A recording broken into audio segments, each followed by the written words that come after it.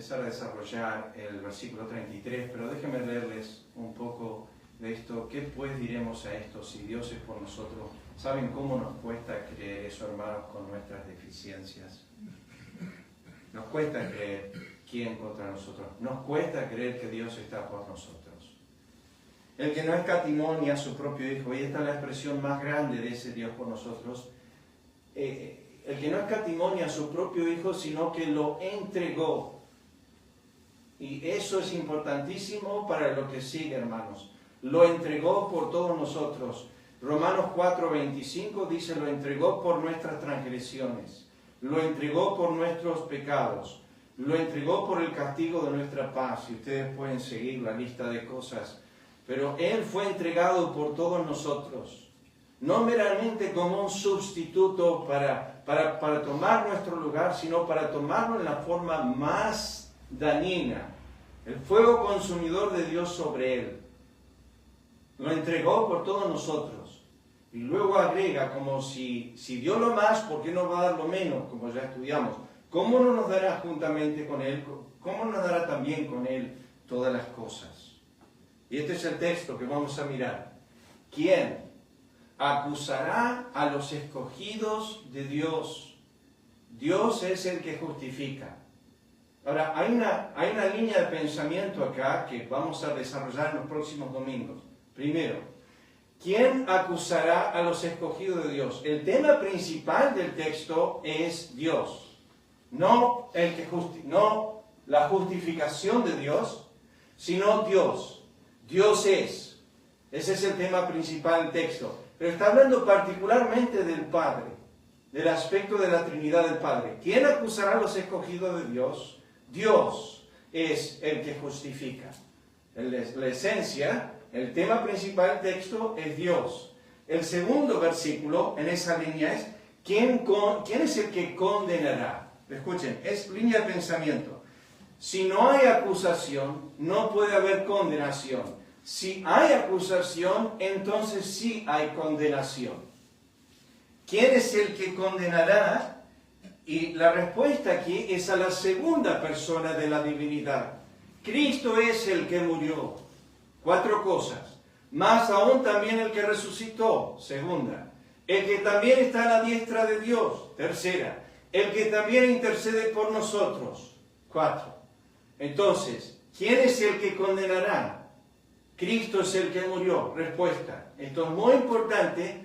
Pablo aquí no agrega quién es el que condenará a los escogidos. Ya se da por entendido que está hablando de ese grupo, no de todo el mundo. No dice quién condenará al mundo. Cristo es el que murió por ellos. No, está hablando de los escogidos. Versículo 35. Esto es lo que sigue. Si no hay acusación, si no hay condenación, nunca va a haber separación. Pero si hay acusación y hay condenación, hay separación. Déjenme ilustrarlo nomás con un homicida. El homicida se presenta y lo acusan de haber matado a alguien. La acusación es correcta. Se presentan los testigos, dicen si él fue el que mató. Ahora el juez tiene que pasar condenación, que la palabra es sentencia. Y pronuncia la sentencia y le dice vas a estar 30 años en la cárcel. Ahora se le produce la separación de la sociedad y de la familia. Entonces, cuando hay acusación y hay condenación, es inmediato que se produce separación. Siempre. Pero cuando no hay acusación y no hay condenación, no puede haber separación. Y este es el tema de Pablo para la consolación de los santos. Si un santo no puede ser acusado, entonces no va a ser condenado y por ende no va a ser separado. Y la separación que trata Pablo aquí abarca del versículo 35 hasta el final del pasaje, que nos separará del amor de Cristo. Ahora, volviendo al versículo 34, un segundo nomás, este concentra en Cristo. ¿Quién nos condenará? La respuesta es, Cristo murió, Cristo resucitó, Cristo está sentado y Cristo está arrodillado. Cristo está de rodillas. Entonces no hay condenación. No hay acusación, Dios es el que justifica. No hay condenación, Cristo es el que murió. Y ahora la pregunta es, no hay separación. ¿Quién te unió al amor de Cristo? La Biblia siempre habla de la unidad ¿de quién? Del Espíritu. Esto es la obra del Espíritu Santo. Traernos a la unión con Cristo. ¿Qué nos puede separar de tal unión? Bueno, la respuesta de Pablo es, versículo 35, tribulación, angustia, persecución o hambre, desnudez, peligro, espada. ¿Te parece? Me encanta cuando Jesús llega a la ciudad donde estaban Marta y María y el Espíritu Santo dice, amaba a Marta, a su hermana y a Lázaro.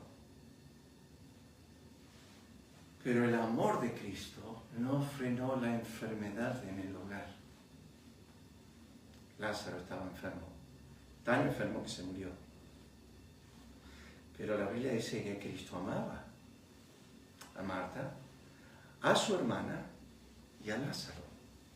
Y uno se pregunta, si lo ama, ¿por qué permite esta enfermedad? Que no fue una enfermedad, meramente una enfermedad en casa, sino una enfermedad de muerte. ¿Por qué lo permite el Señor? ¿No dice que lo ama? Sí. El amor de Cristo no separa de nosotros las tribulaciones. Les puedo decir más, casi siempre las trae. Él sabe cuánto necesitamos aprender cuán profundo es su amor en medio de la dificultad. Él sabe eso. Y Pablo desarrolla este tema de separación de ahora en más. Versículo 36, como está escrito, por causa de ti somos muertos todo el tiempo, somos contados como ovejas de matadero. Antes en todas estas cosas somos más que vencedores por medio de aquel, y sigue el tema, que nos amó. O sea, sigue el tema, la separación del amor de Cristo, el amor de Cristo, por lo cual estoy seguro de que ni la muerte ni la vida, ni ángeles ni principados, ni potestades, ni presentes, ni lo porvenir, ni lo alto ni lo profundo, ni ninguna cosa, otra cosa creada, y ahora cambia. Y se nos podrá separar del amor de Dios. Perdón, empezó con el que nos puede separar del amor de Cristo. Ustedes saben y entienden que Cristo dijo, todo lo que el Padre me da, todo lo que el Padre tiene es mío. El amor de Dios es el amor de Cristo, y el amor de Cristo para con su pueblo no es otra cosa que el amor del Padre, porque Él comunica a la iglesia ese mismo amor. O sea, me has amado a mí como lo has amado a ellos. El amor que está en mí de ti, que esté en ellos. Es el mismo amor. Es ese amor. Ahora Pablo dice que nos va a separar del amor de Cristo, y acá dice que nos puede separar del amor de Dios, que es en Cristo Jesús, Señor nuestro. Ahí es donde se encuentra ese amor. Bueno, tengo reloj, ahora sí ya no tengo que andar preguntando. Estoy con tecnología. ¿Quién acusará a los escogidos de Dios? Dios es el que justifica. Déjeme darle otra traducción, que es la traducción al lenguaje actual. ¿Quién puede acusar de algo malo a los que Dios ha elegido, si Dios mismo los ha declarado inocentes? Parece ser, bueno, texto medio la traducción no nos gusta, pero ¿quién puede acusar de algo? Literalmente en el griego es, no hay ninguna cosa, una sola, a la cual se nos puede acusar. Pero vuelvo al texto, escuchen las palabras. ¿Quién acusará a los escogidos de Dios? Dios es el que justifica. El texto no está diciendo que no hay acusación. Lo que el texto está diciendo es que ninguna acusación está firme. Que ninguna acusación se sostiene. ¿Cuántos acusadores hay? Al menos 7. ¿Quién acusará? Acusar significa señalar a alguien atribuyéndole la culpa de una falta, de un delito o de un hecho reprobable. Imputar significa denunciar, significa culpar, significa incriminar. ¿Quién condenará? Significa pronunciar sentencia, o sea, sobre la acusación. Si alguien hizo algo mal, esto lo tenemos muy mencionado en el Antiguo Testamento. Los primeros que acusan, los hombres a Cristo. Fíjense lo que dice Cristo en Juan 8:46. ¿Quién de vosotros me redarguye o me acusa de pecado? Pues si digo la verdad, ¿por qué vosotros no me creéis? Noten Mateo. He aquí había allí uno que tenía seca una mano y preguntaron a Jesús para poder acusarle. ¿Es lícito sanar en el día de reposo? No le preguntaron para saber, le preguntaron para poder acusarle. Mateo 27:12 dice, y siendo acusado por todos los principales sacerdotes y por los ancianos, nada respondió. Debe ser nuestra actitud cuando somos acusados. Los principales, 15:3 dice, y los principales sacerdotes le acusaban mucho, no poco, mucho. Le echaban de todo tipo de delito, culpa y transgresión. Otra vez le preguntó Pilato diciendo, nada respondes. Mira, ¿de cuántas cosas te acusan? Entonces, clase, lo hemos dicho otras veces. Si se lo hicieron a él, si me lo han hecho a mí, lo harán a vosotros. No está mal que te acusen, pero está mal que te acusen con verdad.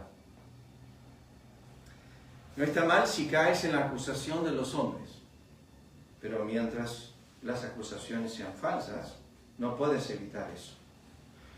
Acá lo vemos, al segundo principio. Los impíos acusan a los justos. Mateo capítulo 5, versículo 11. Bienaventurados sois cuando por mi causa os vituperen, os persigan, y digan toda clase de mal, acusación, contra vosotros, mintiendo. Vivamos de tal forma que toda acusación sea mentira. Lucas, escuchen. Porque vino Juan el Bautista, que ni comía pan ni bebía vino, y decís, demonio tiene, una acusación contra él. Vino el Hijo del Hombre, que come y bebe, y decís, este es un hombre comilón y bebedor de vino, amigo de publicanos y de pecadores. Y de esto hay una lista larga. El tema es, yo no quería enfatizar este tema, solamente para que vean, los impíos siempre están acusando a los justos, siempre están buscando algo para decirles. Ustedes se acuerdan la historia de Daniel, cómo a esos hombres sátrapas querían encontrarle algo y no encontraban nada, y la única forma de encontrarle algo era en relación a su Dios. Porque Daniel era parecido a mí, no. Daniel era un hombre que vivía tan rectamente que está en la lista de los 3 hombres en Ezequiel capítulo 14 que Dios dijo que se salvarían por sus propias justicias. Yo sé que no significa eso, pero está escrito así. Noé, Job y Daniel. Esos 3 hombres eran muy particulares en su vida con el Señor. Es más, Satanás, cuando sube al trono, Dios le dice, has confiado mi siervo Job, que no hay otro como él en la tierra. Dios no tenía problema de halagar a Job, ni de hablar acerca de su rectitud, de su temor, de ser apartado del mal. Job, a la vista de Satanás, era un hombre perfecto. No tenía forma, Satanás, de encontrarle alguna mancha a Job, como no tenían forma de hacerlo con Daniel, como también con Noé. Satanás es el gran acusador, ustedes lo saben, a los creyentes. Cuando Romanos 8:33 dice, ¿quién acusará a los escogidos de Dios? Vamos a ir al texto, pero quiero darles esto como introducción. Dice así Apocalipsis 12:10. Entonces hay una gran voz del cielo que decía, ahora ha venido la salvación, el poder y el reino de nuestro Dios, y la autoridad en su Cristo, porque ha sido lanzado fuera el acusador de nuestros hermanos, el que los acusaba delante de nuestro Dios día y noche. ¿Tú preguntas qué está haciendo Satanás día y noche? Está yendo con la verdad al trono. Yo puse algo en mi WhatsApp, ayer en el estado, puse la frase de Wiersbe, que cada vez que Satanás habla de Dios miente, pero cada vez que habla a Dios de nosotros dice la verdad. Cuando Satanás va al trono para hablar de mí, no tiene que mentir. Mira a Colby, mira que está mirando mujeres. Mira, no está mintiendo. Mira, está robando, no está mintiendo.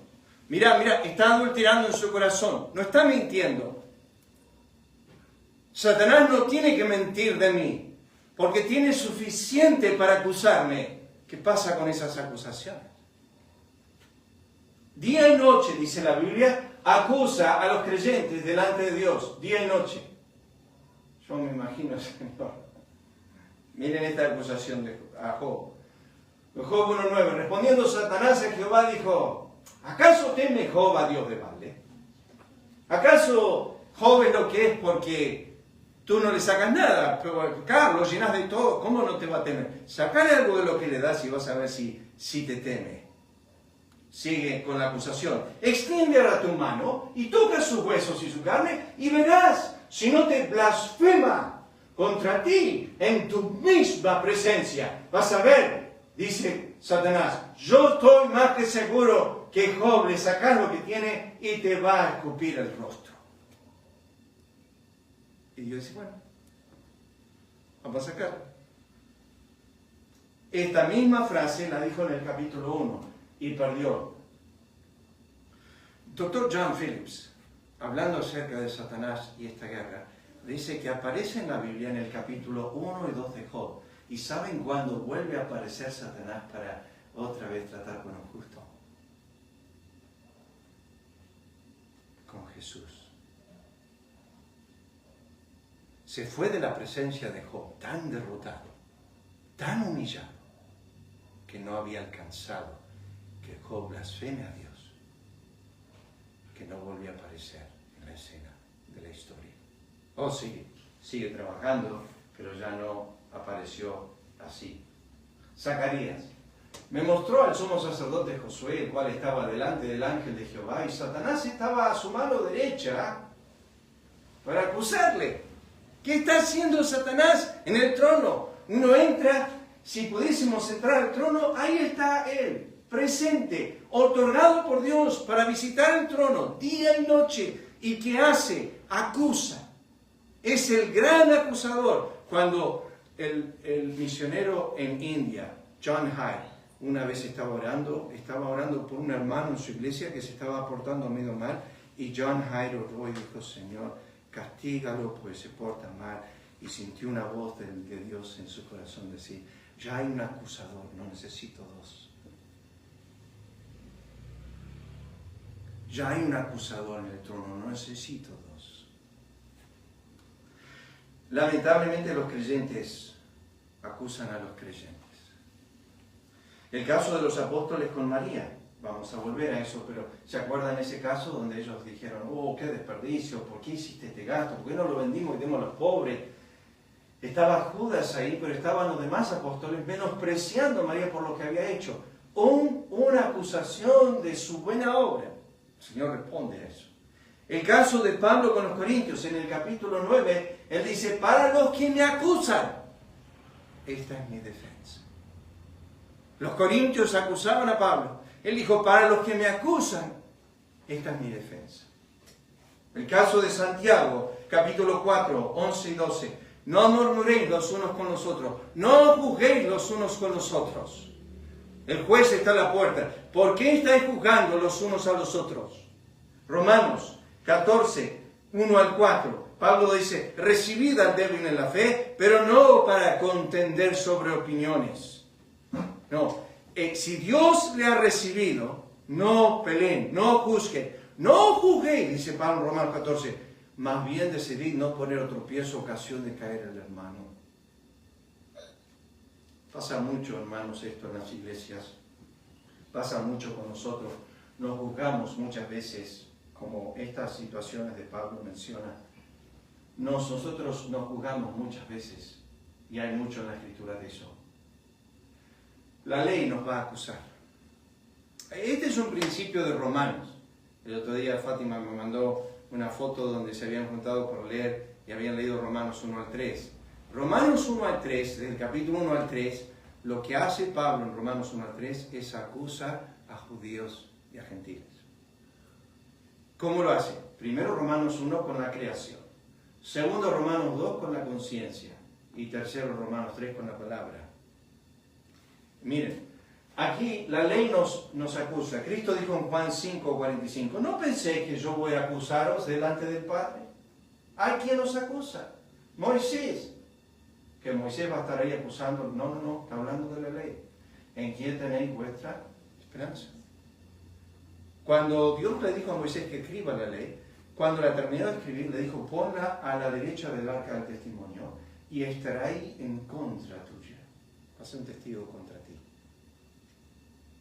Va a ser un testigo contra ti. Entonces, la palabra de Dios es la que va a acusar en aquel día. Yo no puse algo aquí que es implícito. Las obras de los hombres van a ser sus acusadores. En Apocalipsis capítulo 20 dice, se van a abrir los libros y van a ser los hombres tratados conforme a sus obras. Las obras de los hombres serán su propia acusación. Dios va a decir, hiciste esto y esto. Siempre pienso en la mujer samaritana. El Señor le dijo a ella, ve, trae tu marido. Ella dijo, no tengo marido. El Señor dijo, en esto has hablado la verdad, porque 5 maridos has tenido, el que ahora tienes no es. Dijo. Se fue, habló con los hombres de la ciudad, porque obviamente parece que era una ramera. Le dice a los hombres, he aquí un hombre que me dijo todo lo que soy. Pero no fue así. Sí, pero ella lo percibió así. Saben, queridos hermanos, que cuando estás delante de Dios con una sola palabra te puede decir todo lo que eres. No necesitas decir, estuviste con ella, estuviste haciendo esto, estuviste haciendo aquello, mentiste, engañaste. No necesita el Señor con una sola palabra puede traer toda tu vida en pantalla. El Señor puede hacer eso. La otra acusación es la conciencia. Esta acusación es tremenda porque esta va con nosotros en todas partes, está con nosotros. Tú puedes no leer un día la Biblia, la puedes mantener cerrada en tu casa y no ser acusado, y la puedes tener ahí cerrada. Y puede estar cerrada una semana y puede estar cerrada un mes, pero hay algo que no podés frenar y es la acusación de conciencia. Escuchen Juan 8. En la ley dicen estos hombres, nos mandó Moisés a apedrear a tales mujeres. Desde la Biblia decía mujeres y hombres, porque ella fue agarrada en adulterio. La pregunta es dónde estaba el hombre. Para que era una mujer nomás pobre. Tú pues, ¿qué dices? ¿Pero por qué hacían esto? Mas esto decían tentándole para poder, ¿qué? Acusarle. Ni bolilla con la mujer. No le importaba que la agarraran en adulterio. Lo que querían hacer es acusar a Cristo, no a ella. Querían ver si podían acusar a Cristo. Escuchen, para poder acusarle. Pero Jesús, tenemos que aprender esto, cuando nos vienen a hacer unas preguntas difíciles, hay que callar. Como que sabemos lo que vamos a responder, aunque no sabemos. Pero aprendemos de Cristo acá. Inclinado hacia el suelo, escribía en tierra con el dedo. Y algunos dicen que, bueno, y Jeremías responde a esto, pero no sabemos. Alguien dijo, Cristo nunca escribió nada, pero lo que escribió todavía no sabemos qué es. Es verdad. Pero la Biblia dice que los hombres se inclinaban para leer. Algunos creen que escribió el Decálogo, otros creen que escribió un pecado de cada uno de los que estaban ahí, pero particular de ese día. No sé, es todo conjetura. Pero miren, Jesús inclinado en tierra escribía en la tierra con el dedo. Y como insistían a preguntarles, se enderezó y les dijo, el que de vosotros esté sin pecado, sea el primero en arrojar la piedra en contra de ella.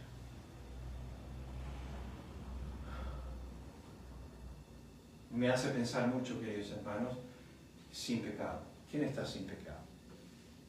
Entre nosotros, mi esposa sabe, yo voy a decir, solo yo. Bueno, he visto más pecados estos días que no quiero ni volver ahí. Sin pecado, solamente es el Señor. Él podría haber levantado una piedra y tirarla. Pero ellos, al oír esto, al oír lo que Cristo dijo, la palabra de Cristo, fue suficiente para la reprensión de conciencia, no para arrepentirse, pero sí para ser acusados. Acusados por su conciencia, salían. ¡Se fueron! No tuvo que empujarlos. No tuvo en déjenme sola con ella. Se fueron. La Biblia dice en Apocalipsis 20 que el cielo y la tierra que no pecan huirán del rostro de aquel que está sentado en el trono. Si el cielo y la tierra huyen del juicio eterno de Dios, ¿qué piensan que hacemos nosotros los hombres con todos los pecados que tenemos encima? Pero al oír ellos esto, dice, acusados por su conciencia, salían, comenzando desde los más viejos. ¿Por qué? Porque el más viejo tiene más ¿qué? Más tiempo de pecar. Hasta los más postreros. Y quedó solo Jesús y la mujer que estaba en medio. Enderezando Jesús, no viendo a nadie sino a la mujer, le dijo: mujer, ¿dónde están los que te acusaban? Qué precioso es esto. El Señor se para y mira al justo, y Satanás se está acusando, y después se va, y se van todos los acusadores, y el Señor se va a parar, y me va mirando y decir: ¿dónde están todos los que te acusaban? Y digo: el Señor no está. Ella dijo: no hay ninguno. ¿Ninguno te condenó? Ella dijo: no. El problema es lo que le dijo después: ahí no peques más. ¿Cómo hago? Romanos. Dios escribió la ley en nuestros corazones, dando testimonio su conciencia, acusándoles o defendiéndoles sus razonamientos. Miren, el último acusador. Dios.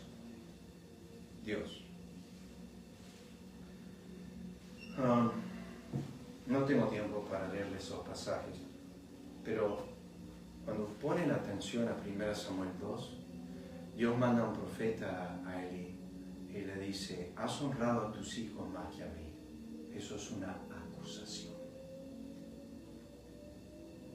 Y yo dije, le contesta enseguida, y yo dije que yo te honraría, pero lejos esté de mí honrar a los que me menosprecian. Por tanto, acá viene la condenación, la sentencia. Yo honraré a los que me honran, y los que me menosprecian serán tenidos en poco. Por tanto, tu casa, ninguno llegará a una edad media. Morirán todos a edad joven. Comienza Dios la sentencia a la casa de Elí. Y ambos, tus dos hijos, morirán en un solo día. Samuel se levanta y viene a Elí y le dice: dile a Elí, por el pecado que él sabe, he traído esta sentencia. Acusación acompañó condenación, y la condenación le terminó separando los hijos para siempre.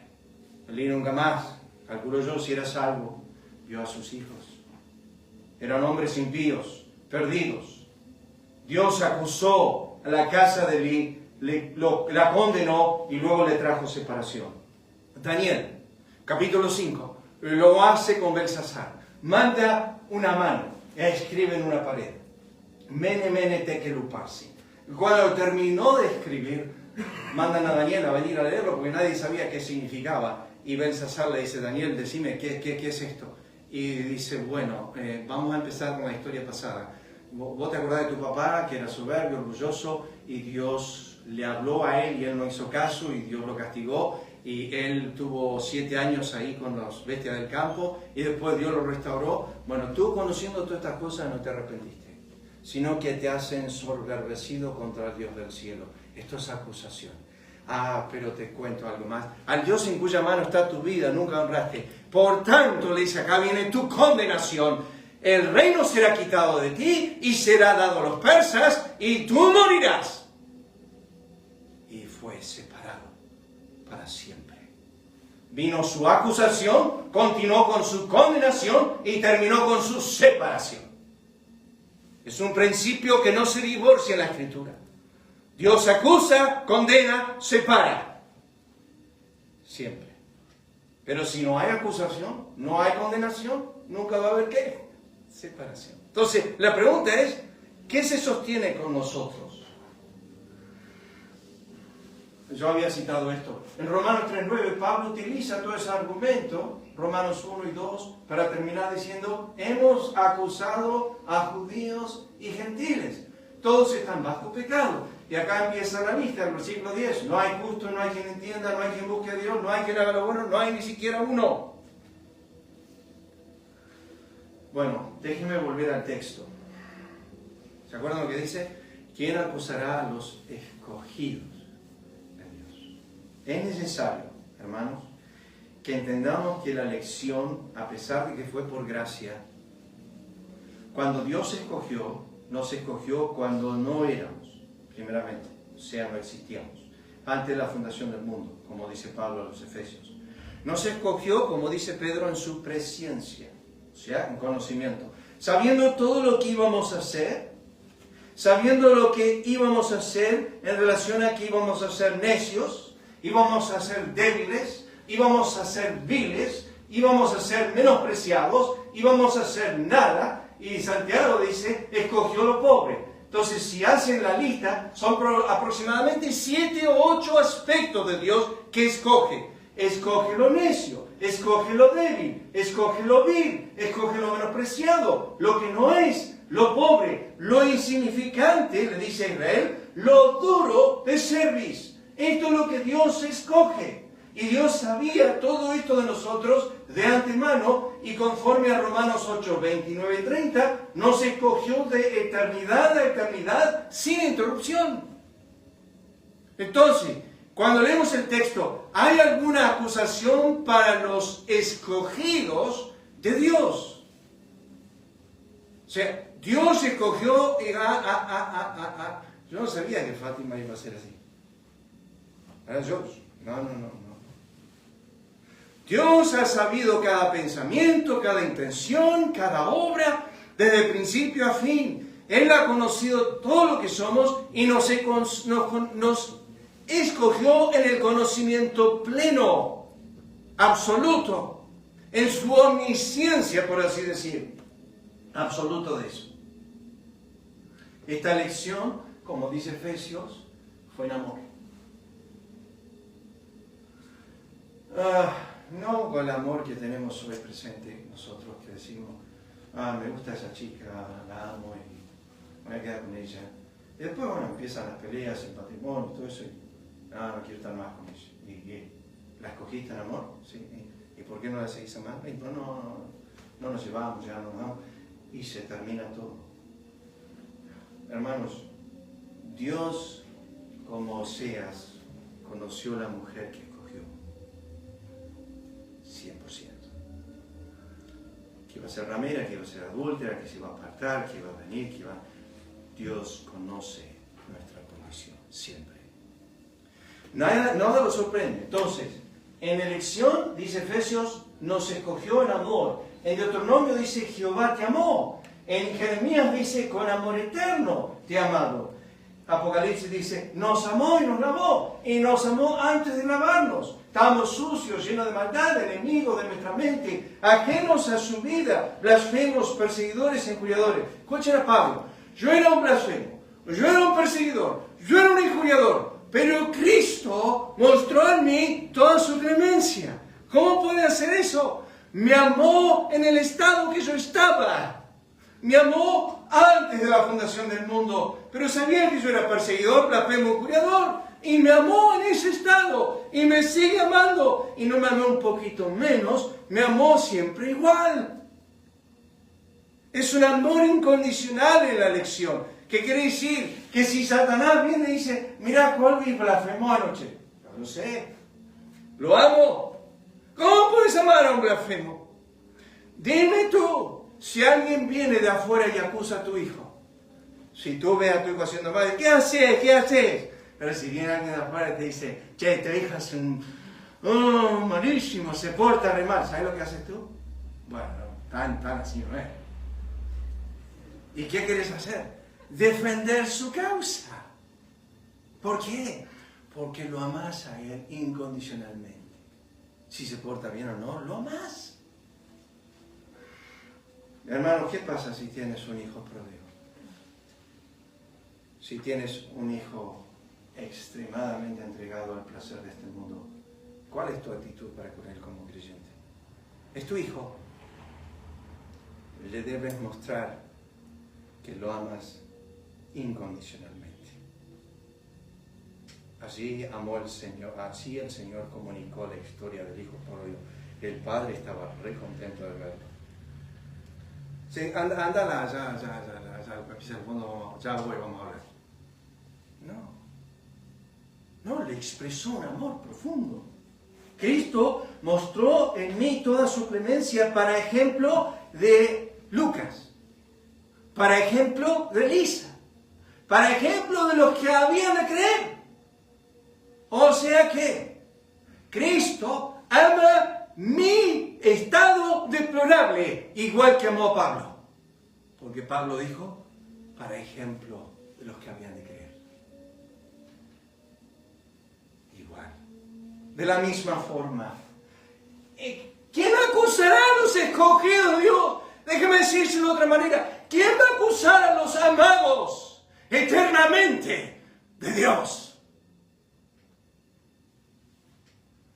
¿Quién va a acusar a aquellos por quien Cristo murió? Imposible. Imposible que vos puedas entrar a ese círculo. Está resguardado porque uno de ellos sufrió todo el castigo merecido de tu iniquidad. Y no queda una gota de castigo para ti, sino profundo amor incondicional que te protege día y noche por los siglos de los siglos. No lo alcanzo a entender, pero es así. ¿Quién acusará a los escogidos de Dios? Esto es una nota de Piper. Y termino acá. No vamos a terminar con el texto, pero está bien, no importa. Seguimos desarrollando. El énfasis del pasaje, dice Piper, no es la justificación de Dios propiamente, aunque está implícita, sino que es el quién es el que justifica. Es la corte más alta, es el juez más alto. Como dice Piper, Dios no puede acusar y justificar. Dios tiene que ser una de dos cosas. Él a los suyos no acusa. Le venía diciendo a mi esposa esta mañana en el auto. ¿Saben que no hay una sola referencia bíblica donde diga, en Génesis 6 dice, cuando Dios se arrepintió de haber hecho al hombre? ¿Recuerdan eso? No hay una sola referencia bíblica que Dios se arrepienta de haber escogido tu vida. Te escogió sin arrepentimiento. Él te ha escogido en su buena voluntad y no se vuelve atrás. No dice, me arrepiento de haber escogido a Lisa, Colby. A Colby pues, no. No me arrepiento. No hay arrepentimiento en Dios. Algo de eso dice Romanos capítulo 11. El llamamiento de Dios y los dones de Dios son sin arrepentimiento. Escuchen, Él es quien. Él es el que justifica. Es la corte más alta, es Dios. Tú puedes mirar a todos lados y Dios dice, yo no hallo iniquidad en él. Y vos mirás a Balaam y decís, yo tengo que condenar a Israel y es un pueblo rebelde y contradictor. Y sin embargo Balaam dice, bueno Dios, ¿qué querés que diga? Decir esto, no encuentro iniquidad en Jacob. Pará. ¿Verdad eso? ¿Saben por qué Dios no encuentra iniquidad en ti? Porque la trató toda, absolutamente toda, en Cristo. Y Él puede decir, en verdad, no encuentro iniquidad en Colby, porque toda la iniquidad que Él tenía, se la puse a mi hijo y lo castigué Él por eso. No hay iniquidad para tratar en Él. No encuentro iniquidad. Bueno, dejamos acá. Solamente piense. ¿Quién acusará a los escogidos de Dios? Dios es el que justifica. Y lo que quiero desarrollar la semana que viene es cómo Dios justifica al escogido. Es para consolar. Saben que la mayoría de estas verdades son tan preciosas en la Escritura, nos cuesta creerlas. luchamos con creer. No puede ser que no haya alguna acusación contra mí. Puede ser. En Cristo, no hay ninguna. ¿Saben dónde se ilustra esto preciosamente? En el libro de Zacarías, el capítulo 3. Josué estaba vestido de ropas viles, dice la Biblia. Literalmente en el hebreo es ropa llena de excremento, mugre. Estaba parado sirviendo al Señor. Y Satanás estaba al lado acusándole.